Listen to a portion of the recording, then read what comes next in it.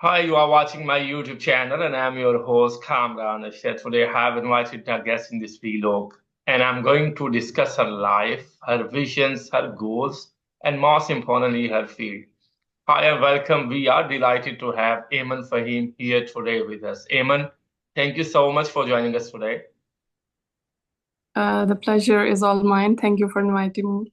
Okay, but to kick off this interview properly, could you please tell us what inspired you to pursue a career as certified NLP practitioner via American Board of Neuro-Linguistic, and definitely perhaps share a bit about your journey leading up to your current role? Okay, so that's a long journey. I think I basically became more interested in neuroscience and all these things related to neuro-linguistic programming when I was doing my MPhil from Hmm, Fatma Janavivini University, because that hmm, time I was in a phase of life where I had anxiety and I had newly developed it. So I was like, what is this? And in order to have a straight path and to see myself as a very confident and great person, I incidentally delved deeper into neuro-linguistic programming, and then I searched more on it, and I got to understand that how it is important for changing the behaviors that we have developed through our lives and the experiences that we've had in our lives. So then during COVID, I had anxiety and different issues, and would not watch news, because I was so much into myself that I was actually blocking all the negativity that I was hmm, seeing around me. So then when I got married recently, I was like, okay, so I'm now a homemaker and I have to do something with my time, because I had hmm, a lot of leisure time then. hmm, So then I stumbled upon this a post by someone from Arsalan Larik and Co., the company from where I did my practitioner training and master practitioner. So I contacted them, and they have a great team. So I ended up doing both of the certifications from there. hmm. And what was that moment when you realized that you are going to do this in the future? Okay, so that is an interesting question. I think if I look at my life, all my life I have been a person in my family and with friends that people seek support from me. And even if I meet a stranger, they would just open out their heart to me that they are facing this problem. So I have had these moments that people do count on me and they do trust me. So I was like, why not bring it up and just change it in a way that it's not only beneficial for myself, but for other people as well. Because if I am strong using NLP, I can also help others as well. Who guide you that you have this kind of potential and you are actually made for this? You need to have the people and make sure that their secrecy will be maintained. So, Yeah, yeah, that is important. yeah. So, how do you manage all the things? I think I feel things very deeply. Being an empath, I can, like, if someone comes up to me and says something, I would actually put my feet in their shoes and feel the same feelings. I Hmm. think that's the reason that I feel it, and I just give them the best pieces or the tools that they can use as a NLP master practitioner. Even being a female, how many challenges have you encountered so far in the life? Because you live in Pakistan, so you know the culture of that. You need to definitely bear the domination problems from the male side. If you are wearing hijab, so definitely a Yeah, lot of people ask you yeah, about this question that if you want to do this, so these are the things you have to change in yourself. So if you find any difficulty in your life so far. So the question is that how did you encounter with the challenges?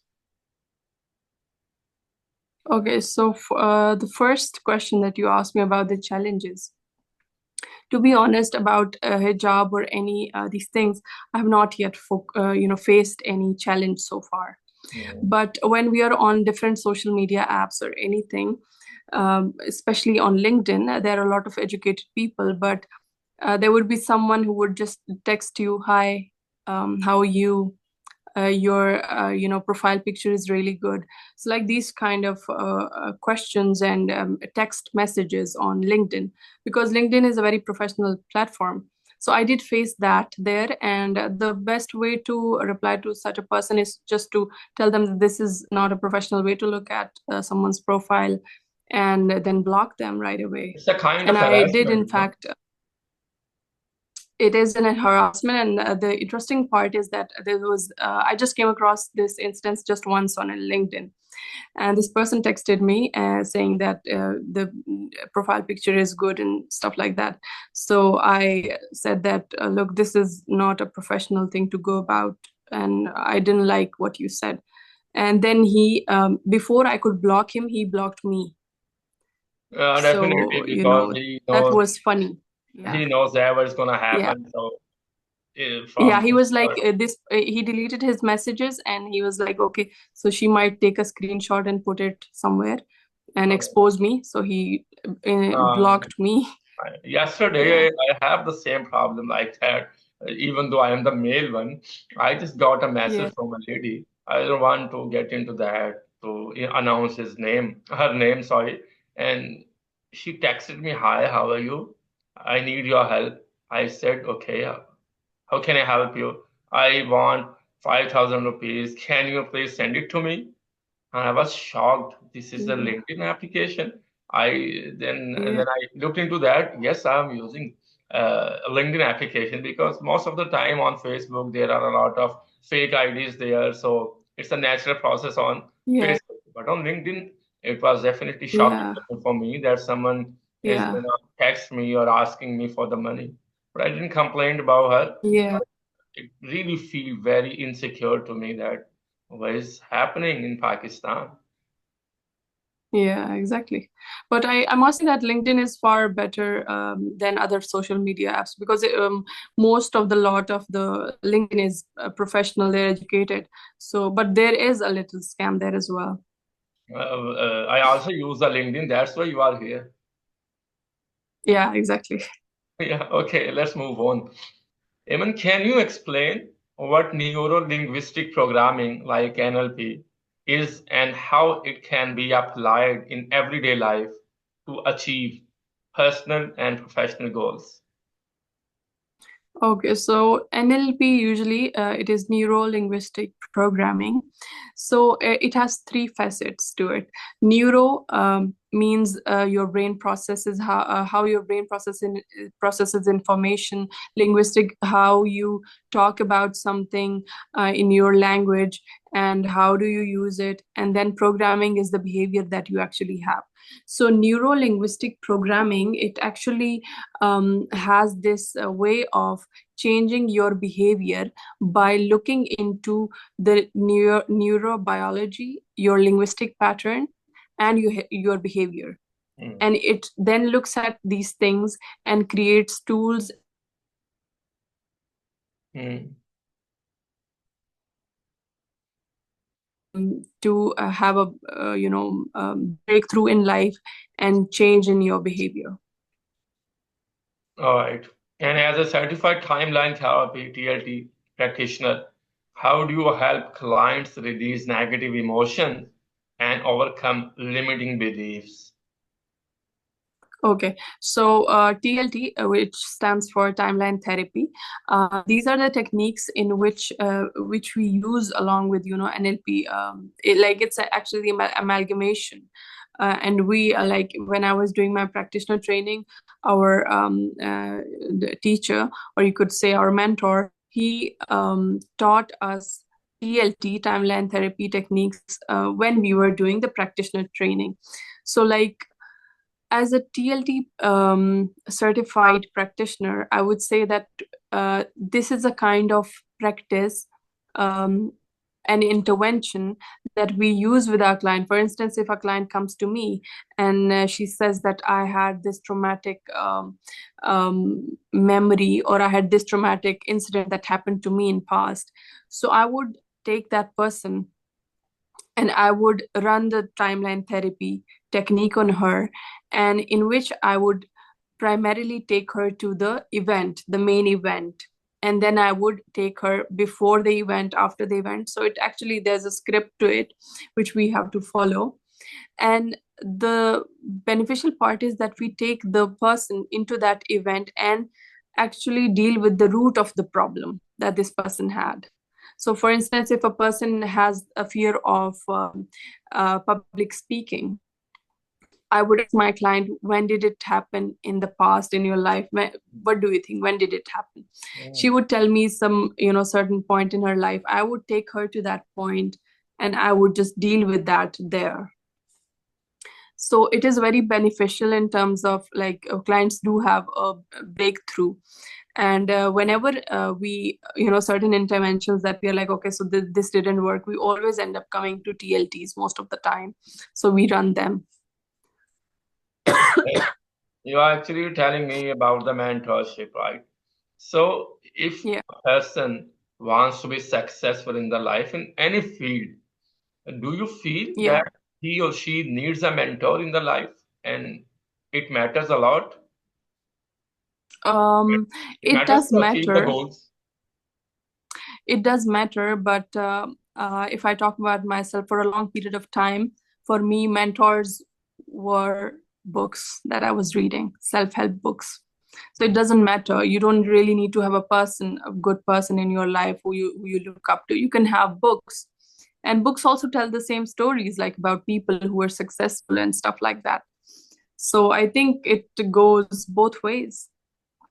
But we don't know what kind of books we should read in that life of phase. So that's why we need to find a person to whom we can Yeah, talk about maybe. that we Yeah. have suffering these kind of problems. So could you please guide me? What should I do in the future? And these are my goals. I'm not Yeah, consistent you to can. achieve that. Sure, yeah, that is great. I was just referring to like because I'm a very book-based person. Like if I have to get any advice, I would go to the Google or type or something like that. So I'm not like it is very rare that I take advice or help from someone else. It means I So can consider it you a differs from mentor as person well. to person. Yeah, Oh, so that's it differs from person to person, but it's also very important because a lot of people end up getting in the trap of anxiety or depression because they don't have anyone around them to whom can express their feelings. yeah. So it is really great to have good connections with someone, some friend maybe, or even your family member. Even can you share a success story where your NLP coaching made a significant impact on a client's life or career? Yeah, sure, why not? So there are many stories that I could think of right now, but there's this one that stands up for me. She didn't have a very major problem. She had fear of standing up on the like she was in the beginning years of the university and she couldn't actually perform well in the presentations. And she was like, whenever she would go to the stage to give the presentation, her hands would tremble, and there was a lot that she was going through like personally. So that was just one instant that I got to know. So we worked on that together. And it is really important that the client says yes to changing the behavior that they want to change.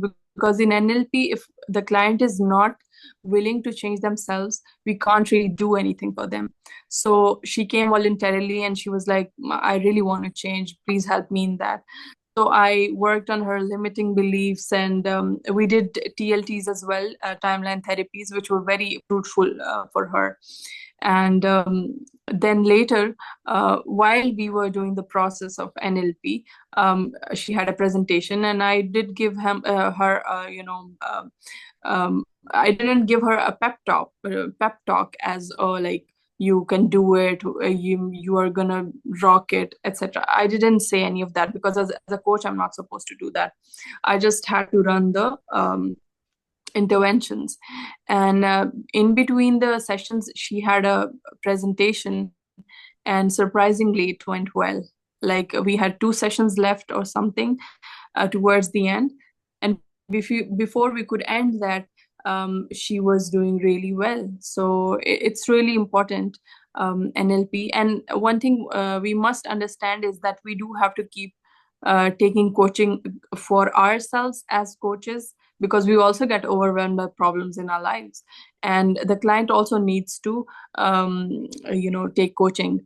Um, they can take it twice a year, like if they don't want to take it too much.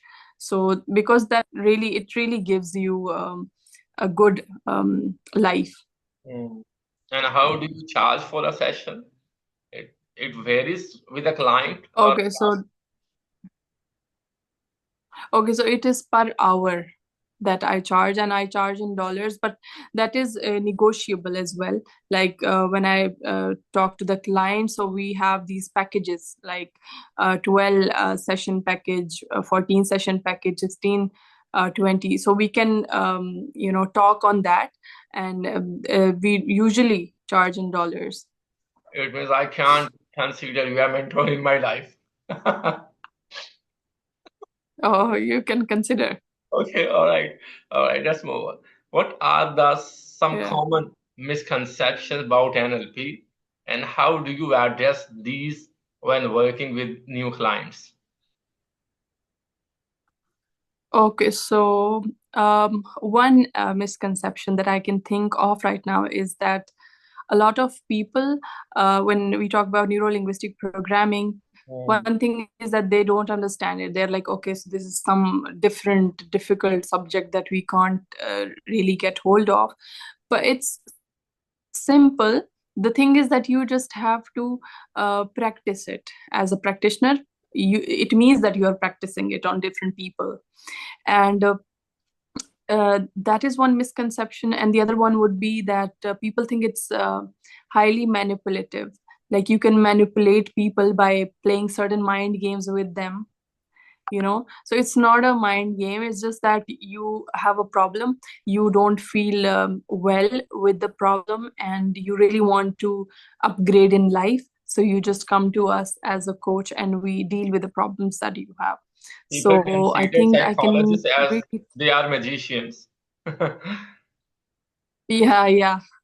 Yeah, we often, when there's a Okay. psychologist, so people ask them, or tell me, what am I thinking about right now? Like Mm, that is such a, mm, cliched thing mm. these days, that And what do you do they for know fun? Do everything that you we're find thinking. time for entertainment or any other activities? In my routine. Yeah. Okay, so I'm very like you could say very possessive about my the time that I spend with my family or when I go out. So I have like I work 4 days a week, Mm, and the rest 3 days I'm actually free. So 4 days of great work and 3 days I keep for my peace of mind. mm, Although it is peaceful seeing the breakthroughs of my mm. clients. So Okay. And that how do you integrate the principles of NLP and TLT in your coaching sessions to create effective and lasting change for your clients?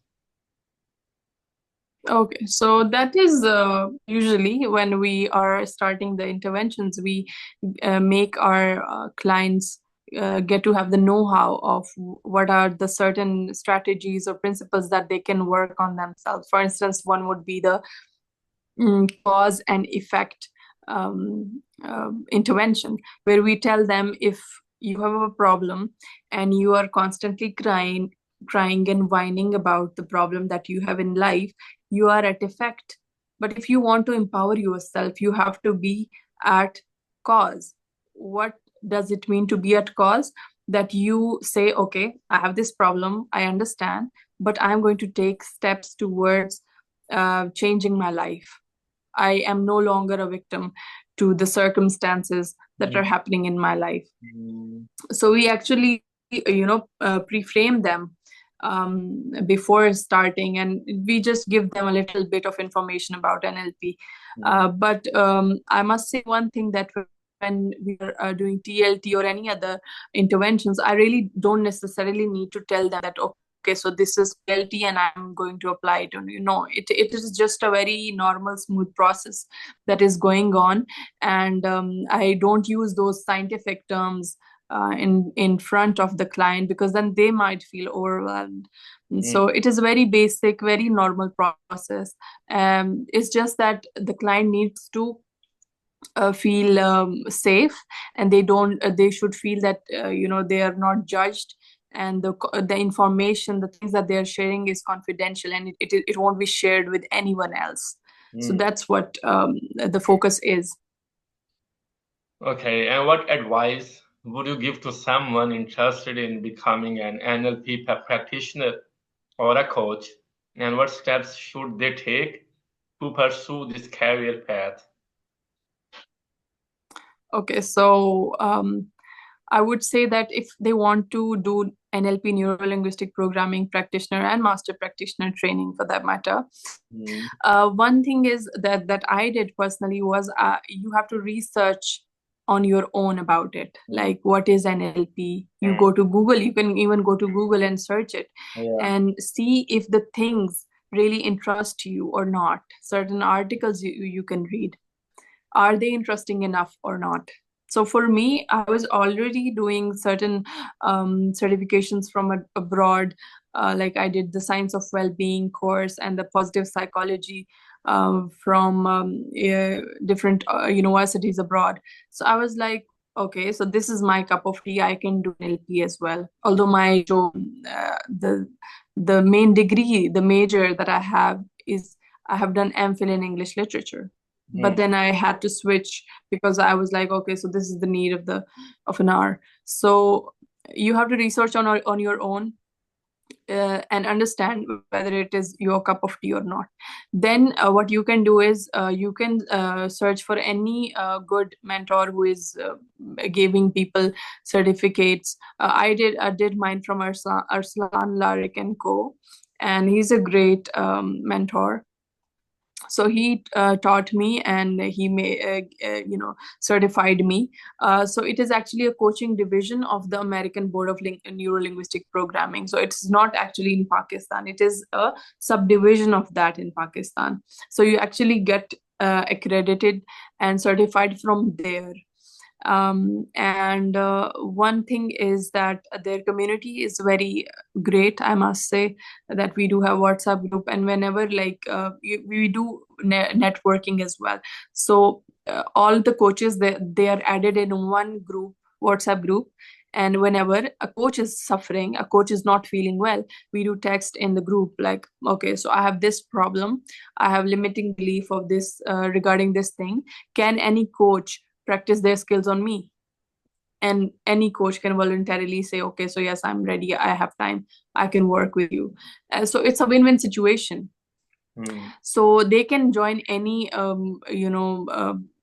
institution in Pakistan which is giving certificates for that and training for a practitioner and master practitioner training.